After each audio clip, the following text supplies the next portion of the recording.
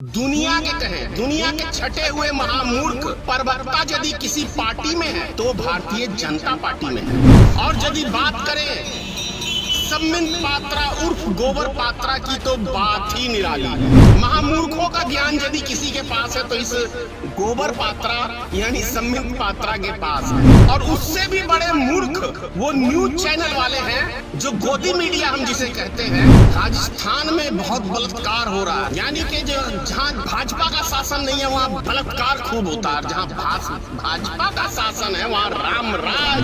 2:30 बजे रात्रि में एक दलित लड़की के बलात्कार होता है, उसको 2:30 बजे रात्रि में जलाया जाता है। और ये नपुंसक प्रधानमंत्री जो लंबी लंबी डींगे हाँकने में महारती हासिल किया हुआ है, जो बोलता था कि 2-3 दिन में हम फांसी दे देते हैं, सुनते हो एक लफ्ज इस फालतू के प्रधानमंत्री के मुख से अब बातें। और नरेंद्र मोदी जब भी गुफा से बाहर निकलता है तो मन की बात देश की जनता के माथे पे थोपने के लिए, मन की बात, काम की बात नहीं। लोकतंत्र होता तो दिल्ली में किसान आंदोलन नहीं होता, लोकतंत्र होता तो 2:30 बजे रात्रि के अंदर एक दलित की लाश को नहीं जलाया जाता। केंद्र सरकार लूट रही है डीजल और पेट्रोल पे और बिहार सरकार लूट रही है बालू पे। मोदी तो मान लिया कि अडानी के और मुकेश अंबानी की नाजायज औलाद है, तुम किसकी नाजायज औलाद हो ये भी बता दो।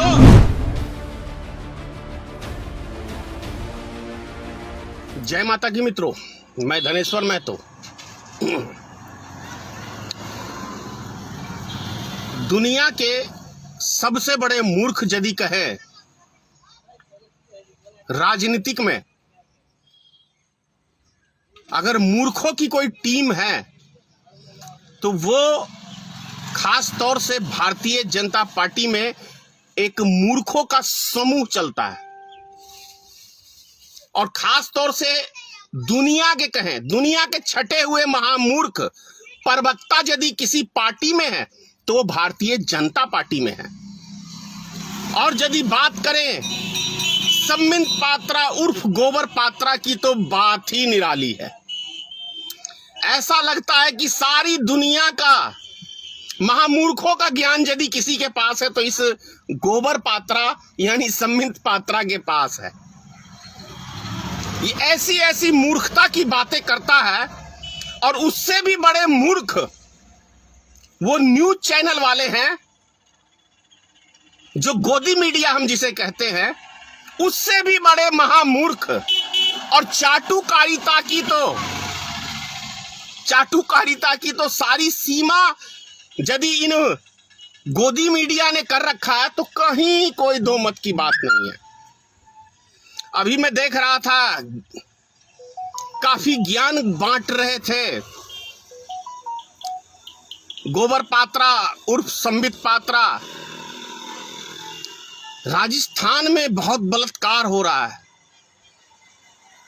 यानी कि जो जहां भाजपा का शासन नहीं है वहां बलात्कार खूब होता है, जहां भाजपा का शासन है वहां राम राज की स्थापना है। जैसे उत्तर प्रदेश को देखो, 2:30 बजे रात्रि में एक दलित लड़की के बलात्कार होता है, उसको 2:30 बजे रात्रि में जलाया जाता है बिना जांच के, बिना उसके। क्या राम राज की स्थापना है उत्तर प्रदेश में। दिल्ली की अभी बात कर ले, एक केजरीवाल की सरकार है, लेकिन प्रशासन किसके अंडर में है, दिल्ली सरकार के है या भारतीय जनता पार्टी के सरकार के केंद्र शासित प्रदेश है। लॉ एंड ऑर्डर किसके पास है, केंद्र सरकार के पास है। तो यदि अपराध दिल्ली में होता है तो उसकी जवाबदेही केंद्र सरकार की बनती है, अमित शाह की बनती है। यदि 9 साल की बच्ची का बलात्कार होता है और ये नपुंसक प्रधानमंत्री जो लंबी लंबी डींगे हाँकने में महारती हासिल किया हुआ है, जो बोलता था कि 2-3 दिन में हम फांसी दे देते हैं, सुनते हो एक लफ्ज इस फालतू के प्रधानमंत्री के मुख से अब बातें। एक लफ्ज आप सुनते हो कि 9 साल की बच्ची का बलात्कार दिल्ली में हुआ है? सुने हो मोदी के मुख से एक लफ्ज? ये सिर्फ चुनाव के समय में इनके भाषण लंबे लंबे छूटते हैं, चुनावी सभा में लंबे लंबे भाषण छूटेंगे, लेकिन जब धरती पे काम करने की बात आएगी तो ये कौन से चूहे के बिल में घुस जाएंगे, इनका कोई अता पता नहीं है। चुनाव हारने का झटका लगता है अमित शाह को तो महीनों महीनों गुफा में गायब रहता है, फिर गुफा से निकलता तो चुनाव प्रचार के लिए ही निकलता है, फिर चुनाव प्रचार के लिए ही निकलता है। और नरेंद्र मोदी जब भी गुफा से बाहर निकलता है तो मन की बात देश की जनता के माथे पे थोपने के लिए, मन की बात, काम की बात नहीं, देश के जनता की बात नहीं, राजा साहब निकले हैं अपनी मन की बात सुनाने के लिए देश की जनता को। सुनो सुनो गुलामों, राजा साहब की मन की बात सुनो। वही सिस्टम चल रहा दिल्ली, हिंदुस्तान में लोकतंत्र है नहीं। यदि ये कोई भ्रम में है तो पूरी तरह से मैं समझता हूं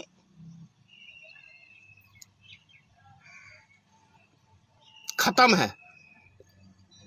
लोकतंत्र होता तो दिल्ली में किसान आंदोलन नहीं होता, लोकतंत्र होता तो 2:30 बजे रात्रि के अंदर एक दलित की लाश को नहीं जलाया जाता, लोकतंत्र होता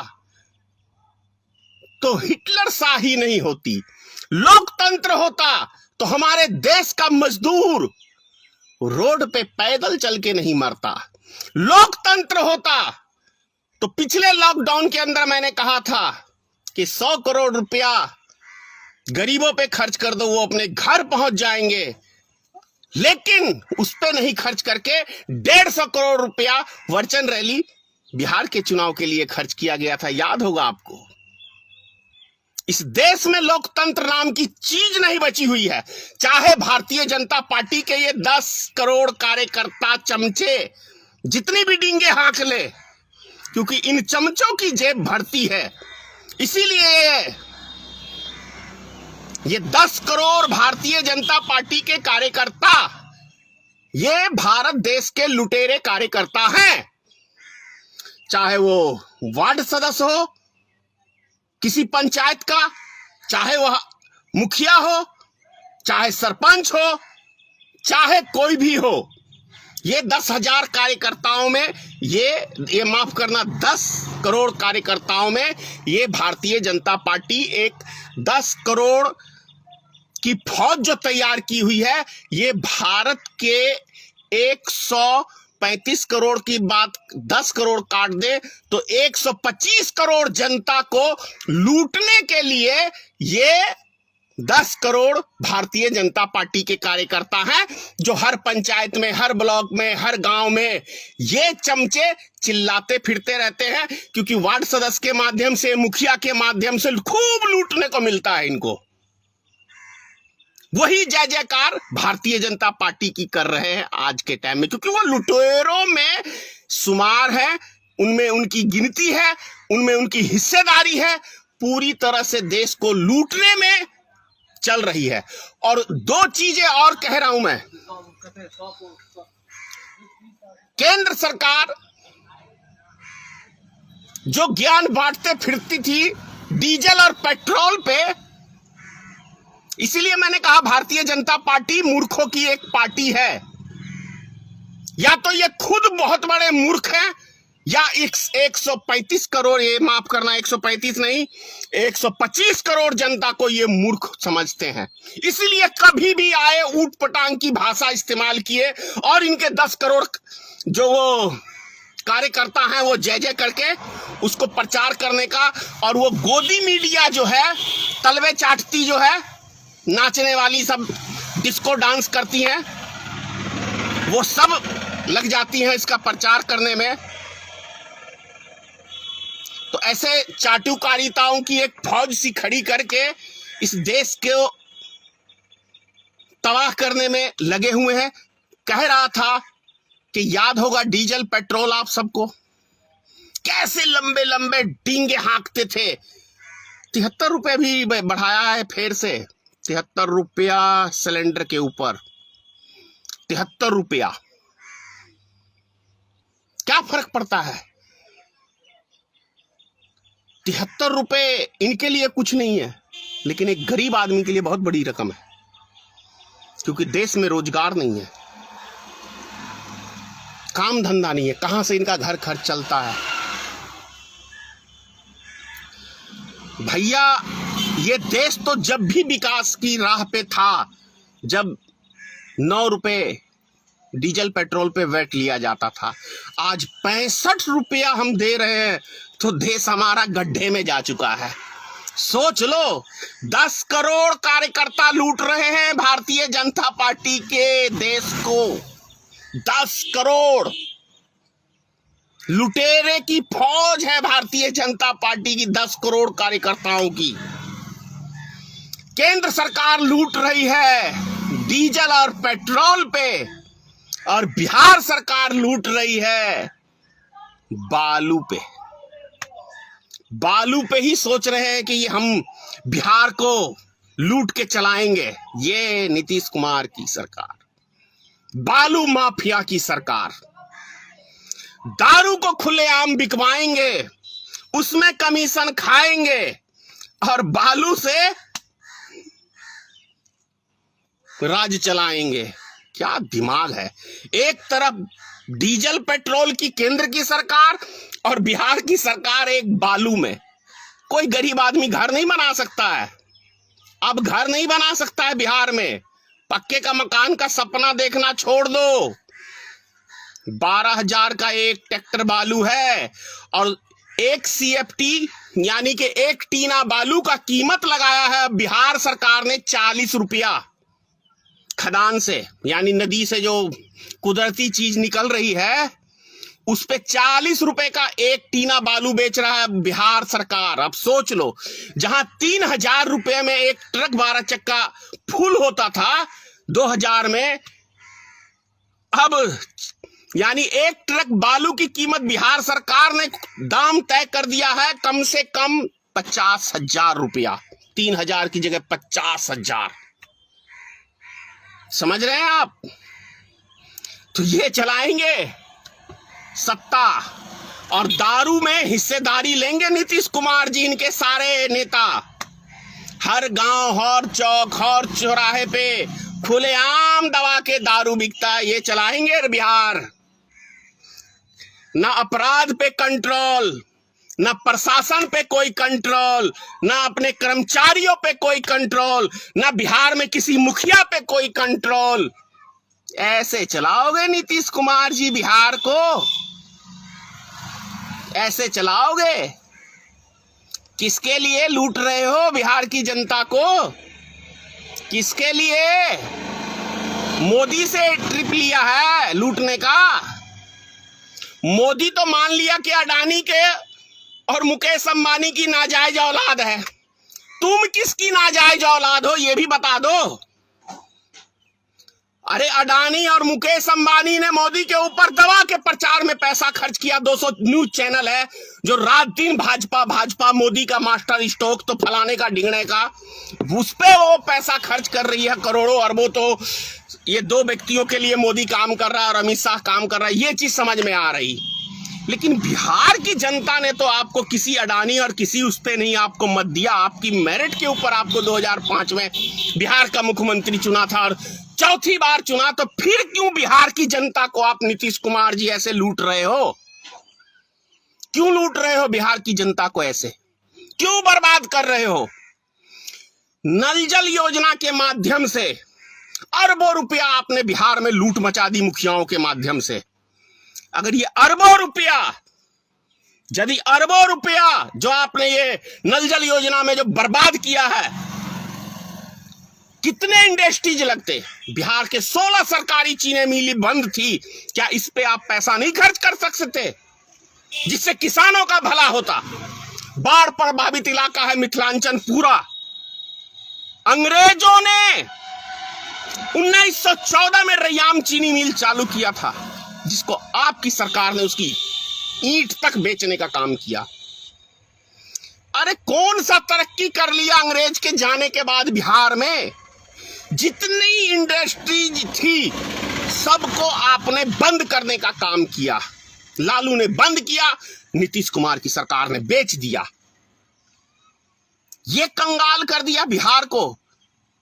तीसरे नंबर का स्थान था आजादी के समय में बिहार का, 28वें नंबर पे ले आए नीतीश कुमार जी बिहार को, सबसे फिसड्डी राज में। इसके विकास पुरुष हो नीतीश कुमार जी, सबसे फिसड्डी राज का, चाहे शिक्षा के माध्यम उसमें हो, चाहे क्या कहते हैं स्वास्थ्य में हो, चाहे अपराध में हो, चाहे विकास में हो, सबसे फिसड्डी राज बिहार को बनाने का श्रेय नीतीश कुमार जी आपको जाता है। शर्म नहीं आ रहा, फिर भी बेशरम की तरह आप गद्दी पे बैठे हुए हैं। अरे आप वही नीतीश कुमार है ना कि 2-3 बार जो एक्सीडेंट हो गया रेलगाड़ी का, तो आप इस्तीफा दे दिए और बिहार को सबसे फिसड्डी राज बना दिया। तो बेशरम की तरह यार ताज बैठ मतलब कुर्सी पे चिपके हुए हो नीतीश कुमार जी, नहीं है शर्म लिहाज, सब पी गए नरेंद्र मोदी की तरह, बगल में बैठोगे। एक कहावत है नीतीश कुमार जी, खरबूजा खरबूजे को देख के रंग बदलता है। तो मोदी को देख के आपने भी रंग बदलना स्टार्ट कर दिया है क्या? मोदी से सीखते हो? अरे मोदी क्या है, मोदी तो घर का भगौड़ा है, आप भी अपने घर के भगौड़े हो क्या? अरे मोदी तो घरवाली छोड़ के भागा था। खैर आप भी अपनी घरवाली को शादी करके एक बच्चा करने के बाद आप भी अपनी जीवन ऐसे ही बिताए हो। क्या गजब की राजनीतिक है, सत्ता के कितने भूखे हो यार। कुर्सी को चाटते हो क्या? रात दिन खाना ही खाते हो ना। अगर कुर्सी को चाटने से पेट भरता तब तो समझ में आता है। पेट भरने के लिए चाहे वो नरेंद्र मोदी हो, चाहे नीतीश कुमार हो, चाहे कोई हो, रोटी की आवश्यकता पड़ती है। सोने की कुर्सी भी चाटोगे तो पेट नहीं भरेगा, पेट तो रोटी से ही भरता है। समझ लो नीतीश कुमार जी, बिहार में पंचायती चुनाव होने वाले हैं। कितने मुखियाओं को जेल भिजवाया आपको एक एक पता है, क्योंकि आपकी हिस्सेदारी बढ़ी हुई है नल जल योजना में, 7 निश्चित योजना में। इसीलिए कार्रवाई नहीं हो रही है ढंग से। नहीं तो किसी भी पंचायत में, शायद ही कोई पंचायत होगा कहीं 1 इंची ढलाई है, कहीं आधा इंची ढलाई है, कहीं 1.5 इंची ढलाई है। क्या आपके कर्मचारियों को नहीं पता? क्योंकि सारे कर्मचारी चोर उचक्के हैं। कमीशन जाता है ना नीतीश कुमार को, तो क्या जरूरी है? समझ लो, कुछ करो देश के लिए, देश के लिए, बिहार के लिए। नहीं कर पाओगे। जब 20 साल में कुछ नहीं उखाड़ पाए तो अब क्या उखाड़ोगे? जय हिंद। पंजाब ਅਤੇ ਪੰਜਾਬੀਅਤ ਨਾਲ ਜੁੜਿਆ ਹਰ ਮੁੱਦਾ, ਹਰ ਖਬਰ ਨਿਰਪੱਖ ਤਰੀਕੇ ਨਾਲ ਤੁਹਾਡੇ ਤੱਕ ਪਹੁੰਚਣ ਦੀ ਕੋਸ਼ਿਸ਼ ਵਿੱਚ ਤੁਸੀਂ ਵੀ ਦੇਵੋ ਸਾਡਾ ਸਾਥ। ਤਾਂ ਹੁਣੇ ਲਾਈਕ ਕਰੋ ਸਾਡਾ ਫੇਸਬੁੱਕ ਪੇਜ, ਸਬਸਕ੍ਰਾਈਬ ਕਰੋ YouTube ਤੇ ਅਤੇ ਫੋਲੋ ਕਰੋ ਇੰਸਟਾ ਅਤੇ ਟਵਿੱਟਰ ਤੇ ਨਿਰਪੱਖ ਪੋਸਟ, ਖਬਰ ਦੀ ਨਿਰਪੱਖ ਆਵਾਜ਼। ਵਿਜ਼ਿਟ ਕਰੋ www.nirpakhpost.com।